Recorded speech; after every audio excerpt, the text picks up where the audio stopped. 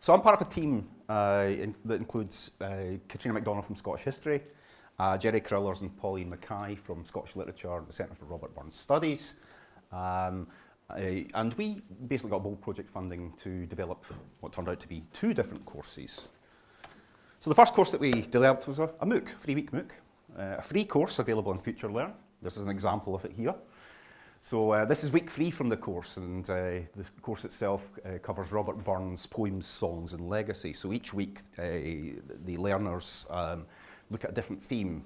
Week 1, poems. Week 2, Burns, a songwriter. And week 3, we look at his international celebrity in Robert Burns' so-called afterlife, the way in which he has been commemorated, celebrated in popular culture. Everything from Burns' Suppers through to the spread of Auld Lang Syne as a New Year's song driven by popular culture in America in the 20th century. So there's quite a broad range there in week 3. So we did quite well there. We launched that in Burns Night, January 2016, which was quite good timing for us because we actually got in the press because of that. That was quite nice. I think we ended up in the Telegraph and the Sun and the Mail and all the newspapers I don't read, but never mind.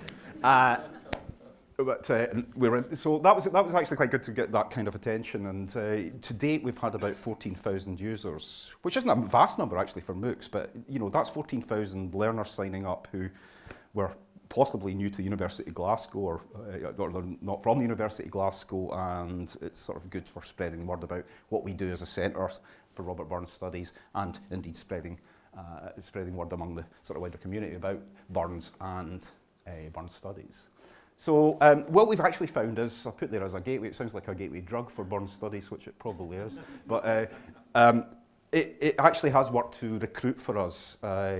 Small numbers for the first iteration of our distance course, which we'll talk about in a second, but we found that the people who did do the distance course came from the MOOC. So that was quite good. You know, the MOOC itself, the short course, was generating interest in the next part, which was we then went on to develop a 10-week course, or roughly 1 semester course, which was launched, and we run this on Moodle within the university. It's not on Future Learn, it's not on an external platform. And this has 2 iterations, so bear with me, please. The first strand is a blended honours option. So basically our honours students take it, and by blended, it's basically they take online lessons, there are no lectures, but they have seminars or small tutorial work each week. I'll show you the lessons in a second.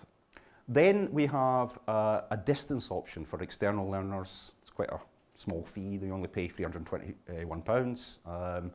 And that includes, instead of, you know, there's no weekly seminars, so we have online tutorials, discussions, and various other forms of support for them. And these students can take the course for credit if they wish. It's optional. They can take it for 20 credits by completing the assessment, but they don't have to, because they can also take it as an interest course. They can just come along and undergo the lessons, etc. It doesn't change access or any of the things that they get. So these courses basically have shared core content, but they're pitched at a different level in terms of their audience, and also a different pattern assessment, a different cohort for each one. So I've been asked to talk about the transition to blended learning. I guess our transition, first of all, was that we came completely new to online learning, as Vicky is well aware. We really had to learn on the job, I guess. So that's the first transition, is like the first time we've done this. And I've said here that it's our first blended honours course. Well, it's actually also our first online course, our first distance course in general. So we've incorporated this as part of our MA in terms of one option, and then we've got a couple of these other options which are out with the Masters of Arts programme. Well, we did face a few challenges, of course, setting up. I think people have spoken today before about some of the challenges, and we share more of these challenges. I'm not going to recover that ground. I just want to mention one thing that I've been reflecting upon. And I think the challenge, actually, just thinking back, has been about transitioning from a course that's predominantly text-based to online learning, and literary critical nature. So I've actually brought a prop, and this prop is my undergraduate textbook, this is all we had back in the 90s. It's probably the 1890s, to be honest, but you know, this is Robert Burns' selected poems, and it's got poems and song lyrics, and that's all we had. So I want to actually show today how we can transition in a way that's hopefully meaningful and makes sense to be online for us. So I want to just talk about how moving online transforms and enhances the learning experience here when we're dealing with Robert Burns, and perhaps even with literary studies and cultural studies in general. So the first transition I want to talk about, just to give you an example of what we do for the bold course, the blended online course, and the distance course on Moodle. Well, that's an outline of the weekly lesson plan for week 4 when we're looking at Robert Burns' Highland Tours. So we basically have 4 lessons per week, manageable chunks, so the students can do them whenever they like during the week. We also have the reading for each week, put on a PDF that they can download, that's useful for them. We have an introductory video and a transcript of that video, and that's more or less the pattern that we follow each week. We're doing all that in Moodle, so we're not just treating Moodle as a repository for files here. It's not just a dump for PowerPoint slides and Word docs and course handbooks, etc. We're not putting 15, 20 things up there and saying, go and read these, knock yourself out. We're actually leading learners through lessons. So within each of these lessons, you'll find there are different activities. They might be reading articles, exercises, watching videos, interviews. There might be Camtasia slide presentations, poetry readings, songs, and so on and so forth. So those lessons allow us to sort of like use Moodle in a different way than perhaps our other classes where we just do tend to use it as a repository for files. So that's one of the transitions, but more generally I just want to give you a few examples because why this sort of format's quite good for dealing with Burns, and I think an exemplary use of Moodle for us is when we're dealing with Robert Burns as a songwriter. Going back to my text here, when I studied Robert Burns, we looked at songs, we looked at things like Scots Wi Hay, and we had very little idea what they sounded like because you can't hear them. All you get is the lyrics, so it's disembodied or it's taken out of context. So what we can do now is very simply recapture the context in which Burns would have been performed, and indeed the different ways in which he's been performed since he was alive through to the present day. And we can do that quite simply with audio files. So one example I would give is when we set up the Future Learn MOOC, we just curated some of the stuff that's already out there on the web, and there's a lot of good material out there, a lot of bad material too, but there's some nice performance recordings. So we just made up Spotify and YouTube playlists of Burns material, so when people were reading songs, lyrics, they could go off and hear them as well. So that was quite good. They could sort of follow them on Spotify, YouTube. For the bold course though, we did something else. We actually did some bespoke recording. We were very lucky to have Professor Kirstine McHugh, daughter of the great tenor Bill McHugh, in our department, who actually was teaching song, and she can sing. I didn't do any singing, fortunately. So she came along, did some voice recording with Nigel and David. We also had Joni, our friend, who played the violin at various points. And I'll just give you a quick excerpt. I won't play this whole thing here, just in case of time. I don't know if we even got volume here, so it might work. We don't have to clap along, it's all right.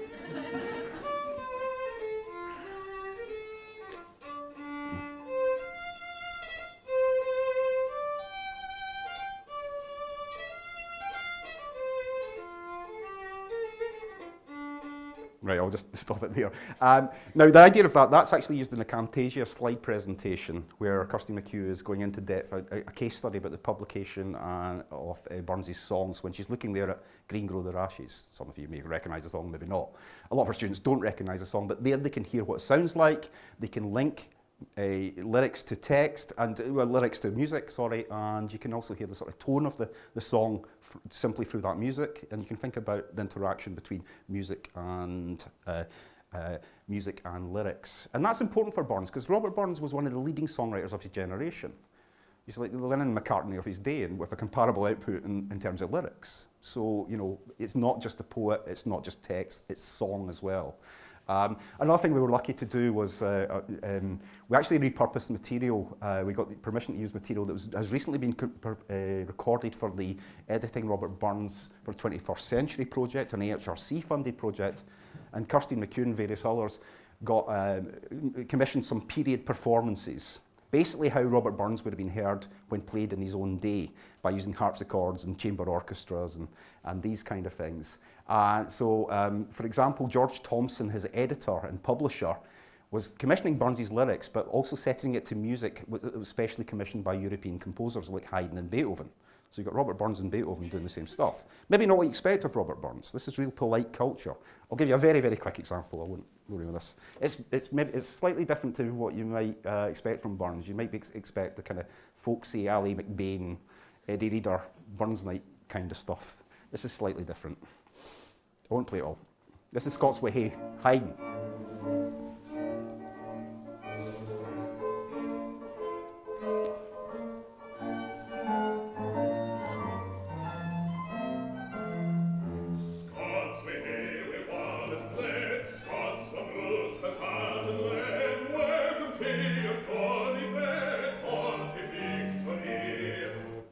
I think you get the sort of idea. So it's slightly different audio, quite a surprising version of Robert Burns, I guess. But that tells us a lot about the reception of Burns, the sort of context for performance. So, you know, these are very simple things that we can incorporate and material that we had access to, which is quite good. Now, the other things that actually helped us, I did want to speak about video as well. We found that for video, introductions, weekly introductions were extremely useful. Short weekly introductions, maybe about 3, 4, 5 minutes, where a lot was usually about 7 minutes by the time they'd finished, but we're trying for short introductions, simply because we have different tutors coming in every week. And it's a good way to introduce that person, to put a face to the name, and also to summarise the general themes. So we had weekly introductions, we worked on with Media Unit, and beyond that we also used interviews quite extensively. A couple of examples I've given here are interviews that we did with external partners, or external friends indeed. The first one here, I don't know if you can see that, there's a reliquware interview with David Hopes of the National Trust for Scotland, who basically got access to parts of the collection of the Robert Burns Birthplace Museum, stuff that the public don't normally see, and the material called reliquware. Now, the Victorians loved Robert Burns so much that they treated him as a secular saint. They were basically interested in collecting things related to his body. So there's locks of hair, there's pieces of his coffin on that table, you can't see them here, and we're speaking about these and these objects. And this here is a plaster cast of his skull that was taken by the Victorian phrenologist George Combe. The phrenology was a sort of pseudoscience, I guess, at the time, where they measured the skull to discern genius and or internal characteristics. And so David Hopes comes along, stands with the skull and sort of discusses some of these things. The second one is another one that we were lucky to get is Robert Burns, National Library of Scotland. Robert Betteridge came and spoke about different editions of the Merry Muses of Caledonia. Now I'm going to just check with people. Here's a question for you. Has anyone ever heard of Robert Burns' Merry Muses of Caledonia? No? Well, not surprised, because it was actually censored, or it was censored up until, I guess, the 1960s, until after the sort of Lady Chartley's trial and the change in the publication of obscenity. Because the Merry Muses of Caledonia was a series of bawdy poems, or bawdry poems, pornographic, that Burns wrote for the Cricallan Fencibles with William Smellie in Edinburgh, sort of gentleman's club. I wouldn't read them out because they are, even today, they are quite shocking. You don't hear much about them because you couldn't publish these things. So basically, the NLS has a number of editions from the late 18th century through to the 20th century that were published privately and circulated privately among gentlemen, if you know what I mean. So, so that history of censorship, that history of suppression, that history, the reputation of Burns, the fact is that we don't know for quite a long time. We didn't know the whole story about him because there were certain parts of his oeuvre that were suppressed. So we can look into these kind of things, and video helps us to do that and to show these items.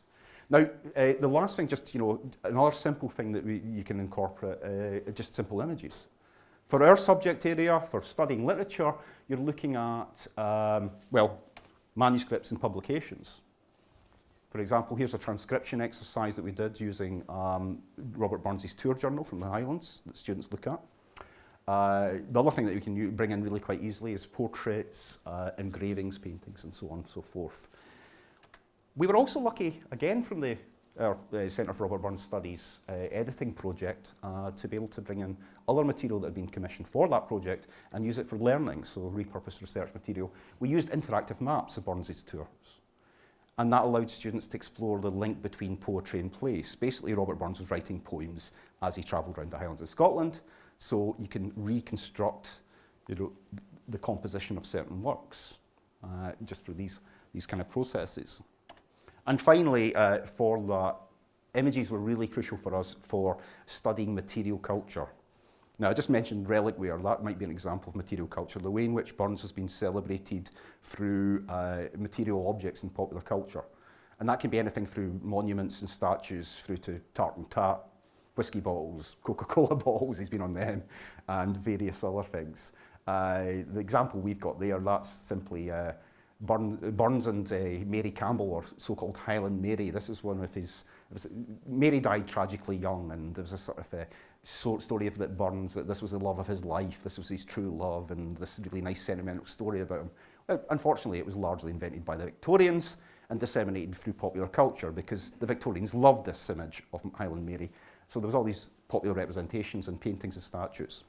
So these are the kind of things we've been sort of incorporating into the course. So just in terms of support, I mean, actually it's just people to thank for their help. I mean, there's been so many people, a wider team within the university and beyond. That I should mention Vicky Dale, Sarah Honeychurch in Leeds, who trained us and helped us and all along the way.